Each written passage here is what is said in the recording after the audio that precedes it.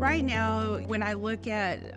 the platform for Automation Anywhere, the ease of use for the control room from a production support standpoint for our L1 and L2 team members has been amazing. And we look at from our conversion from V11 to A360, the ease of development components within the control room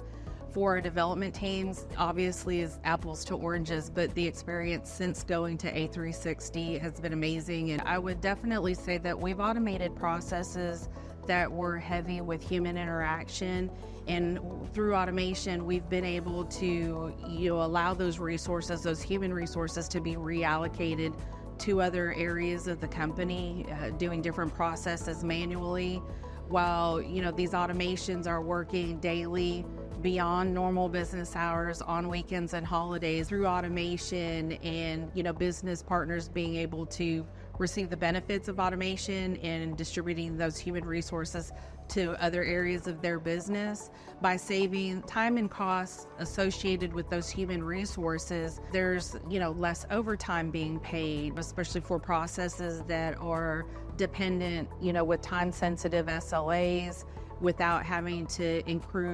accrue any penalties or fines. We're able to leverage automation to avoid those costs,